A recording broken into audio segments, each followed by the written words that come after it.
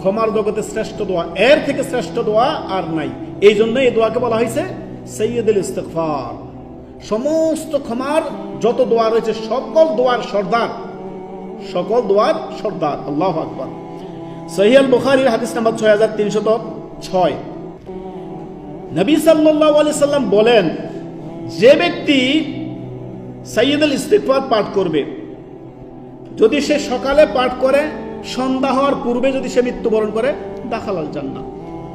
আবার সে যদি সন্ধ্যায় পাঠ করে সকাল হওয়ার পূর্বে যদি সে মৃত্যুবরণ করে, দাখালাল জান্নাহ, সে জান্নাতে প্রবেশ করবে। সুবহানাল্লাহ। অতএব এই জিকিরটা আমাদেরকে জানা দরকার না?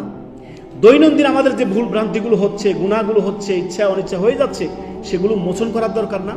তো আল্লাহ বড় একটা মাধ্যম দিয়েছেন, তওবা, ইস্তেগফার, ক্ষমা চাওয়া। আল্লাহর কাছে ক্ষমা চাইবেন। আল্লাহর দাস আমরা, গোলাম আমরা। ভুল হয়ে গেছে, আল্লাহর সামনে সিজদা অবনত হন, আল্লাহ আমাকে ক্ষমা করে দেন আল্লাহ।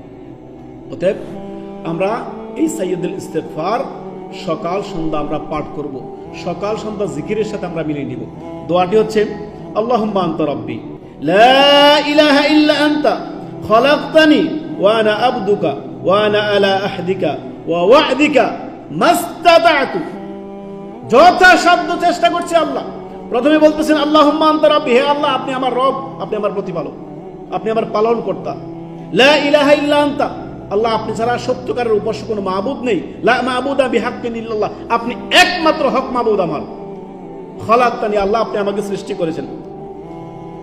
ওয়া আনা আবদুকা ওয়া আনা আলা আহদিকা ওয়া ওয়া'দিকা মাস্তাতা'তু আউযু বিকা মিন শাররি মা সানাতু আবুউ লাকা বিনি'মাতিকা আলাইয়া ওয়া আবুউ বিযামবি ফাগফিরলি ফাইন্নাহু লা ইয়াগফিরু যুনুবা ইল্লা আনতা। আল্লাহ আমাকে আপনি ক্ষমা করে দেন, আপনি ছাড়া ক্ষমার আর দুনিয়াতে কেউ নেই আমার, আপনি একমাত্র আমার মাবুদ। মনে থাকবে কয়জনের মুখস্থ সাইয়্যিদুল ইস্তিগফার? বলছি, সকাল সন্ধ্যায় আপনি জিকিরের সাথে সাইয়্যিদুল ইস্তিগফার মিলিয়ে নেবেন। ক্ষমার জগতে সর্বশ্রেষ্ঠ দোয়া হচ্ছে সাইয়্যিদুল ইস্তিগফার। কোনো ব্যক্তি যদি সকালে পাঠ করে সন্ধ্যা হওয়ার পূর্বে যদি মৃত্যুবরণ করে, তাহলে দাখালাল জান্নাহ, সে জান্নাতে প্রবেশ করবে। আর কোনো ব্যক্তি যদি সন্ধ্যায় পাঠ করে সকাল হওয়ার পূর্বে যদি মৃত্যুবরণ করে, তাহলে সে জান্নাতে প্রবেশ করলো।